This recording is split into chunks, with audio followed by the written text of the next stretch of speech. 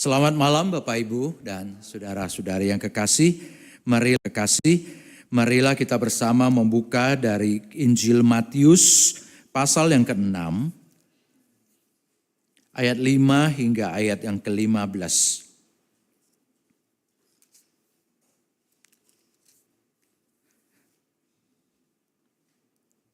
Injil Matius pasal 6 ayat 5 hingga ayat 15 saya akan membacakan karena sedikit agak panjang jadi secara agak cepat saya akan bacakan.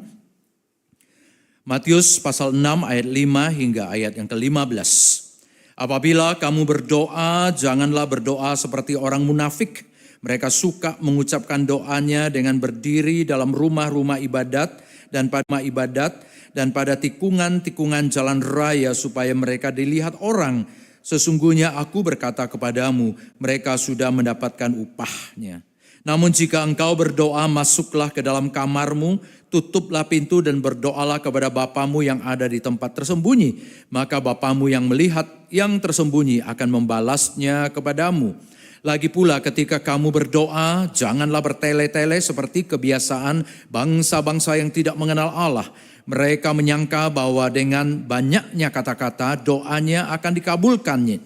Jadi janganlah seperti mereka karena Bapamu mengetahui apa yang kamu perlukan sebelum kamu minta kepadanya. Karena itu kamu harus berdoa begini.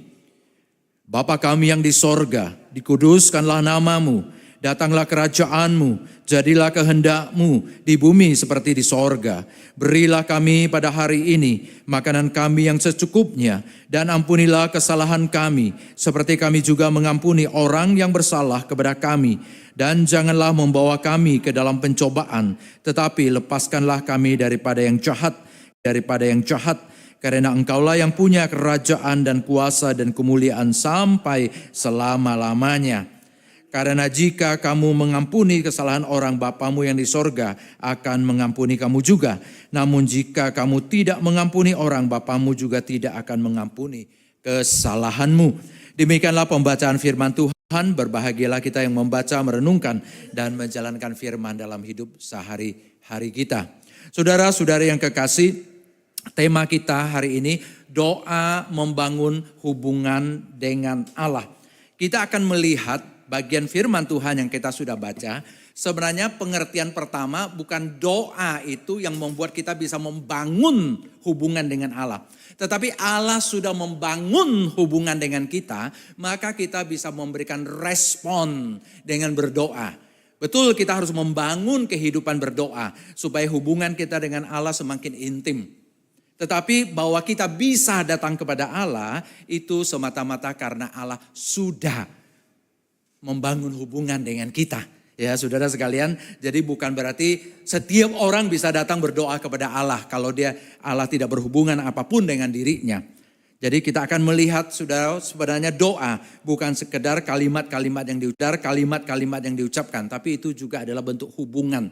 Yaitu Allah yang pertama-tama membangun hubungan dengan kita. Dan kemudian kita merespon dengan cara berhubungan intim dengan Dia. Karena itu saudara sekalian, saya akan mengajak kita mengupas bagian-bagian firman Tuhan ini, bagian demi bagian untuk kita lihat. Ya. Yang bagian pertama kita akan melihat dari beberapa ayat pertama tentang dasar dan sifat doa. Ya, ini bagian pertama, dasar dan sifat doa. Mengapa kita bisa berdoa? Dan sifat atau karakter doa Kristen itu seperti apa? Saudara sekalian, kalau kita melihat di ayat-ayat awal yang kita baca, dikatakan begini. Saudara, tadi kita melihat ya, dikatakan apabila kamu berdoa, janganlah kamu berdoa seperti orang munafik. Mereka suka mengucapkan doa dan seterusnya. Kemudian di ayat yang ke-6, namun jika engkau berdoa, masuklah ke dalam kamarmu, tutuplah pintu dan berdoalah kepada Bapamu. Saudara sekalian, itu kata yang sangat indah muncul di situ. Dan kata itu berulang-ulang dipakai dalam bagian yang kita baca ini. Jadi saudara sekalian, dasar kita berdoa itu adalah karena Allah yang pertama-tama telah membawa kita ke dalam hubungan dengan Dia sehingga kita dapat memanggil Dia sebagai Bapa. Saudara, doa itu adalah hubungan kita dengan Allah. Sebagai apa? Sebagai Bapa kita. Tapi mengapa kita bisa memanggilnya sebagai Bapa? Ini kalimat ini sangat penting, saudara sekalian. Karena Allah yang pertama-tama telah membawa kita ke dalam hubungan dengan Dia. Sehingga kita dapat memanggil Dia sebagai Bapa. Kalau saudara memperhatikan di ayat-ayat yang kita baca tadi, mulai dari ayat ke-6, dikatakan Bapakmu. Di ayat yang ke-8, Bapakmu. Ayat 9, Bapak kami. Ayat 14 ulangi lagi Bapakmu. Ayat 15 Bapakmu. Berkali-kali kata ini diulang. Saudara sekalian, sebenarnya Allah itu tidak bisa kita begitu saja panggil Dia sebagai Bapa. Kita harus menjadi anak-anak Allah baru bisa memanggil Dia sebagai Bapa. Lantas bagaimana kita bisa menjadi anak-anak Allah? Kita orang berdosa. Kita melawan Allah. Kita memberontak terhadap Allah. Kita bahkan digambarkan oleh Alkitab sebagai orang yang memusuhi Allah. Saudara sekalian, disinilah kasih karunia Allah. Saya akan kutipkan 2 ayat Alkitab. 1 Efesus 1 ayat yang ke-5. Dalam kasih Ia telah menentukan kita dari semula melalui Yesus Kristus untuk menjadi anak-anaknya sesuai dengan kerelaan kehendak-Nya. Dalam kasih Ia telah menentukan kita dari semula melalui Yesus Kristus untuk menjadi anak-anaknya. Saudara sekalian, kita bukan anak kandung Allah. Tetapi kita anak angkat Allah. Kita diangkat oleh Allah melalui Yesus Kristus. Di dalam Yesus Kristus yang menebus, menyelamatkan kita, Dia mengangkat kita menjadi anak-anak Allah. Karena itu saudara, tidak ada doa yang bisa dipanjatkan kepada Allah sebagai Bapa kalau kita tidak mengenal Tuhan Yesus. Pertama-tama itu harus mengenal Tuhan Yesus. Kemudian dikatakan Roma pasal 8 ayat 15. Tetapi kamu telah menerima roh yang menjadikan kamu anak Allah. Oleh roh itu kita berseru ya Aba, ya Bapa. Istilah ya Aba itu kata yang sangat intim. Ya seperti kalau kita orang-orang zaman modern memanggil ayah itu daddy begitu atau papi. Ya ini bukan kayak Bapak Presiden Jokowi begitu. Tapi papa gitu. Papi, daddy, ya Aba, ya Bapa. Itu untuk kita pakai menyebut Allah pencipta langit dan bumi. Yang transenden, yang tinggi, yang mulia. Kenapa kita bisa dikatakan di ayat Efesus tadi? Karena kita di dalam Yesus Kristus. Kita ditentukan menjadi anak-anaknya melalui Yesus Kristus. Di Roma pasal 8 ayat 15 dikatakan oleh roh itu kita bisa memanggil Dia sebagai Abah. Saudara sekalian, sebenarnya ini adalah pekerjaan dari Allah Tritunggal. Saudara memperhatikan begini, kita adalah orang berdosa.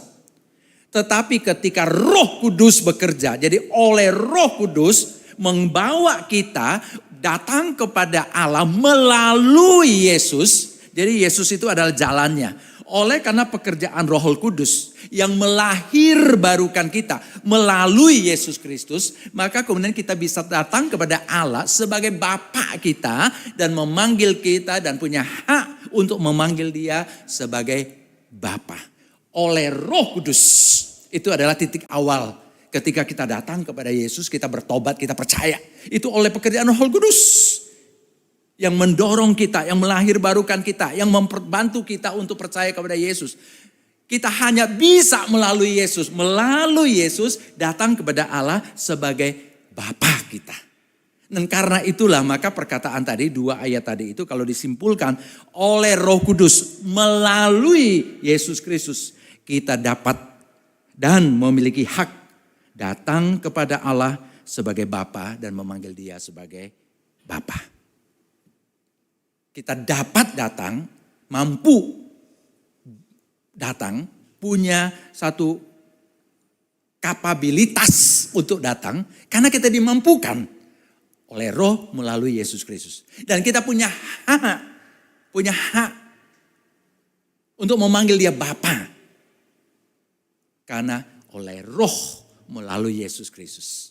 Saudara sekalian, ini adalah pekerjaan Allah Tritunggal untuk kita. Kita bisa sampai kepada Allah sebagai Bapa kita karena oleh Roh Kudus membawa kita melalui Yesus Kristus sehingga kita bisa sampai kepada Bapa. Pekerjaan ini selalu terjadi seperti demikian, saudara. Jadi karena itulah maka kalau kita pikir kita berdoa, kita adalah berhubungan dengan Allah. Bukan karena kita yang membentuk hubungan itu, bukan kita yang membangun hubungan itu. Tapi Allah yang pertama-tama datang kepada kita, membangun hubungan, membawa kita untuk berhubungan dengan dia. Jadi karena itulah maka dia berikan Yesus Kristus sebagai jalan keselamatan. Dia memberikan Roh Kudus untuk membawa kita bisa menerima jalan keselamatan itu. Sehingga oleh Roh Kudus melalui Yesus kita dapat sampai kepada Allah sebagai Bapa kita. Itulah hubungan yang Allah bangun untuk kita. Dan karena itulah kemudian kita respon. Kita datang sebagai anak-anak yang berbicara kepada Allah sebagai Bapa kita. Yang bergaul, yang intim, yang dekat, yang berteriak kepada dia, yang memohon kepada dia. Karena sudah ada jalannya oleh Roh Kudus melalui Yesus Kristus. Tapi kalau kita mau berdoa, bagian ini mengajarkan sebenarnya doa itu kayak apa sih? Nah, kemudian dikatakan, sudah ada dua hal yang saya bicara mengenai sifat dari doa sebelum kita masuk mengenai model doa yang Yesus ajarkan. Saudara sekalian, Yesus mengajarkan bahwa doa itu adalah persekutuan intim kita dengan Bapa, bukan performance kita di hadapan manusia. Ayat 5 dikatakan begini, apabila kamu berdoa, janganlah berdoa seperti orang munafik. Ini ditujukan oleh Yesus kepada orang-orang Yahudi yang berdoa dengan cara yang sangat munafik. Mereka suka mengucapkan doanya dengan berdiri dalam rumah-rumah ibadat dan pada tikungan-tikungan jalan raya supaya mereka dilihat orang. Sesungguhnya aku berkata kepadamu, mereka sudah mendapat upahnya. Namun jika engkau berdoa, masuklah ke dalam kamarmu, tutuplah pintu, berdoalah kepada Bapakmu yang ada di tempat tersembunyi. Maka Bapakmu yang melihat yang tersembunyi akan membalasnya kepadamu. Saudara sekalian, berdoa itu adalah persekutuan intim kita dengan Bapa. Maka dikatakan, masuklah ke kamarmu. Tutuplah pintumu. Kamu sedang berurusan secara private dengan Bapakmu. Bukan tampilan performance, show of drama di depan banyak orang. Saudara sekalian, jadi kalau kita lihat di sini, ayat 5 ingin mengatakan gini. Apakah kita berdoa supaya dilihat orang? Atau kita berdoa supaya kita dilihat oleh Bapa? Ini menyangkut sifat dari doa. Berdoa itu adalah supaya kita ada di hadapan Allah, bergaul bersama Allah, dilihat oleh Allah sebagai Bapa kita. Bukan pertunjukan. Banyak orang gak berani berdoa mengeluarkan suara. Katanya takut doanya gak indah. Doanya tidak bagus. Kalimatnya agak belepotan katanya begitu. Ya, dengan berkata-kata seperti itu sebenarnya ada nada malu kalau dilihat oleh orang. Kalau kalimat saya sudah sangat bagus, saya berani berdoa di depan orang supaya nggak malu. Ada nilai apa?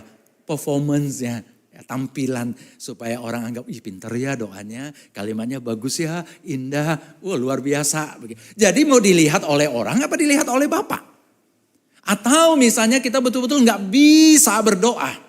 Karena kita pikir berdoa itu adalah urusan harus dengan berbagai cara seperti yang biasa orang lakukan.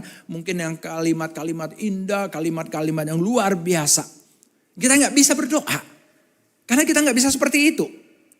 Yesus bilang banyak orang di zaman dia itu memang suka berdoa di depan orang banyak. Di pasar, di tikungan jalan, di depan rumah ibadah. Mereka berdoa dengan tangan terangkat, wah luar biasa. Supaya orang kagum pada orang ini. Hebat, kudus nih orang. Padahal Tuhan bilang kalau doa itu urusan hubungan intim dengan Bapa. Bukan performance. Sebenarnya agak gambaran kayak begini saudara ya. Karena kita semua orang dewasa, gak apa-apa ambil contoh ini. Saudara kalau masuk kamar, tutup kamar, kita ngobrol dengan Bapak. Itu kan seperti suami istri. Kan hubungan private. Bukan untuk di luar punya. Kira-kira kayak begitu. Soalnya itu penggambaran. Bukan berarti kalau setiap kali kita berdoa memang harus cari kamar. Masuk kamar, tutup pintu, kunci pintu baru berdoa. Enggak. Tapi pengertian ini hubungan yang sangat dekat. Intim. Bukan performance di hadapan banyak orang. Jadi kalau kita belum bisa menyusun kalimat yang bagus untuk berdoa pun, saudara sebenarnya sebagai seorang anak, kita bisa ngomong dengan bahasa anak pun kepada Bapak mengerti. Waktu kita kecil, atau waktu anak-anak kita kecil, atau cucu-cucu kita masih kecil, kita ngerti kok dia mau apa, begitu kan? Karena hubungan itu, hubungan. Ya, jadi bukan soal merangkai kalimat-kalimat yang indah. Kemudian yang berikutnya ini masih menyangkut sifat doa. Di ayat yang ke-7, ayat ke-8. Doa adalah berbicara kepada Bapa dengan pemahaman dan pengertian. Bukan pengulangan kata-kata kosong tanpa makna. Kalau tadi bukan performance. Tapi adalah hubungan intim dengan Allah. Ini doa adalah berbicara kepada Allah dengan pemahaman, dengan pengertian. Bukan dengan pengulangan kata-kata kosong tanpa makna. Kalau saudara memperhatikan di ayat ke-7, dikatakan begini. Lagi pula ketika kamu berdoa, janganlah bertele-tele seperti kebiasaan bangsa-bangsa yang tidak mengenal Allah. Mereka menyangka bahwa dengan banyaknya kata-kata doanya akan dikabulkan. Saudara sekalian, ini terjemahan bahasa Indonesia bertele-tele sebenarnya punya kata ini punya pengertian yang sangat unik ya. Ketika kamu berdoa, janganlah bertele-tele seperti kebiasaan orang yang tidak mengenal Allah. Bahasa Inggrisnya, do not heap up empty phrases as the Gentiles do. Heap up, pengertian itu saudara, menumpuk kalimat-kalimat kosong. Ini bukan bicara mengenai cara orang pemimpin-pemimpin Yahudi yang munafik yang berdoa. Tapi bicara mengenai bangsa-bangsa yang tidak mengenal Allah. Mereka kalau berdoa itu suka seperti membaca mantra. Ya, mengucapkan kalimat-kalimat yang sebenarnya tidak bermakna.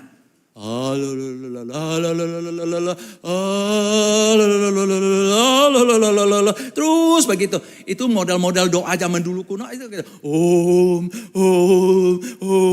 Jadi sebenarnya nggak ada maknanya, tapi diulang membuat orang itu merasa seperti terangkat begitu. Tuhan bilang kamu kalau berdoa bukan itu. Doa itu bukan membuat kamu merasa hidupmu terangkat. Tapi berdoa itu komunikasi dengan Allah. Karena itu maka kamu harus berbicara dengan kalimat yang kamu paham. Kamu mengerti apa yang kamu ngomongin. Walaupun pendek, walaupun mungkin susunan kalimat gak jelas. Tapi kamu jelas kamu mau ngomong apa. Tuhan saya sakit kepala, saya mohon Tuhan sembuhkan saya. Kita kan ngerti begitu kan ya. Tuhan saya lagi sedih, tolong hibur. Memang kadang-kadang kita bisa tanpa kalimat-kalimat seperti itu. Karena udah saking sedihnya, saking terlukanya Tuhan. Tapi soalnya di dalam pikiran kita tahu apa yang kita sedang mau ngomongin kepada Bapak. Ya mungkin kita, Tuhan aku sedih. Tuhan aku marah. Tuhan aku kesal. Tuhan tolong. Tapi kita nggak ngomong kalimat itu. Kita Tuhan. Itu bukan mengulang kalimat kosong. Tapi kita sebenarnya sedang mengucapkan sesuatu yang tak terucapkan. Bisa terjadi. Ya seringkali misalnya kita lagi sedih banget, kita berlutut. Kita sudah gak mengucapkan kata-kata secara keluar dari mulut. Tapi hati dan pikiran kita berbicara kepada Bapak. Tapi kalimatnya, kata-katanya, pengertiannya, pemahamannya jelas. Bukan menumpuk-numpuk kata-kata kosong. Kalimat kosong. Sampai Tuhan bilang begini ayat yang ke-8. Jadi janganlah seperti mereka. Karena Bapakmu mengetahui apa yang kamu perlukan sebelum kamu minta kepadanya. Karena zaman dulu saudara sekalian banyak orang berpikir doa itu dengan ucapan-ucapan yang diulang kayak mantra. Itu seperti lempar lasso, lempar tali, mengikat Allah untuk melakukan apa yang kita inginkan. Jadi makanya banyak sekali mantra itu seperti ucapan dukun untuk menjadikan sesuatu itu terjadi. Jadi dianggap banyak orang-orang beragama nanti menganggap itu dengan ucapkan kalimat-kalimat tertentu apalagi diulang. Kemudian bisa membuat Allah melakukan apa yang kita inginkan. Tuhan bilang kamu berdoa bukan seperti itu. Komunikasi dengan Bapa, komunikasi yang jelas. Kamu mau ngomong apa sih kepada Bapa? Kamu mau bicara apa sih kepada Bapa? Ngomongkan. Dan jangan berpikir kalau kamu tumpuk kalimat terus-menerus. Oh Allah jadi menolong mengabulkan kamu. Enggak, Tuhan bilang gini. Bahkan sebelum kamu minta pun Bapakmu sudah tahu kamu mau minta apa. Jadi jangan berpikir seolah-olah kamu itu bisa menumpuk kalimat, kemudian kamu seperti mengikat Allah untuk melakukan untuk kita. Enggak. Tapi Allah tetap inginkan kita berdoa, walaupun dia sudah tahu apa yang kita akan minta. Dia tahu kebutuhan kita, dia tahu masalah kita. Dia ingin kita berdoa. Kenapa? Sekali lagi, karena doa itu adalah hubungan dengan Allah. Kita datang kepada Allah sebagai Bapa kita. Dia sudah datang kepada kita untuk membawa kita menjadi anak-anaknya. Sekarang kita datang kepada dia sebagai anak, datang kepada Bapa untuk bicara, untuk curhat, untuk ngomong. Makanya setelah ngomong seperti itu, kemudian Tuhan mengatakan kan di ayat ke-8, kamu jangan seperti mereka. Kalau begitu seperti apa dong? Nah, mulai dari ayat yang ke-9, maka kemudian Tuhan bilang, karena itu kamu harus berdoa begini. Itu ya. Jadi tadi 5, 6 itu bicara orang doa-doa yang munafik tuh. Gitu.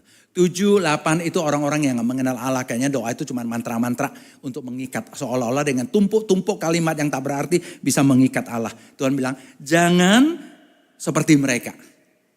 Ini kan murid-murid kan baru mulai ikut Tuhan. Tentu mereka dalam hati akan bertanya, kalau gitu seperti apa dong? Nah Tuhan karena itulah kemudian bilang, karena itu kamu harus berdoa begini. Nah mulailah bagian kedua yang saya mau bicarakan, yaitu pola doa murid-murid Kristus. Kalau tadi kan jangan kayak begini. Orang yang tidak mengenal Tuhan atau seperti orang-orang munafik. Tapi kami betul-betul berdoa sebagai murid-murid Yesus Kristus yang adalah anak-anak Allah. Tolong kami Tuhan dan membuat kami juga jangan takut berdoa karena kami sebenarnya sedang berbicara kepada Allah. Allah di atas segala Allah, Raja di atas segala Raja. Tapi yang adalah Bapa kami. Adalah Bapa yang dekat dengan kami. Dan kami boleh datang kepadamu oleh Yesus Kristus oleh Roh Kudus melalui Yesus Kristus. Terima kasih Tuhan, kami bersyukur untuk kesempatan ini. Tuhan terus memberkati saudara-saudari kami. Tuhan mereka bertumbuh di dalam kerohanian, dalam hubungan intim dengan Bapa dan juga di dalam doa-doa mereka. Mereka sungguh-sungguh boleh memikirkan pekerjaan Tuhan, keinginan Tuhan, kerajaan Tuhan. Juga doa-doa untuk mereka pribadi, keluarga mereka. Dan juga senantiasa boleh mengalami pertumbuhan di dalam kehidupan doa mereka. Terpujilah namamu Bapa, sebentar kami akan pulang ke rumah kami masing-masing. Jaga pelihara kami di dalam kasih karunia-Mu. Proteksi kami Tuhan. Di dalam nama Tuhan Yesus Kristus kami berdoa. Amin.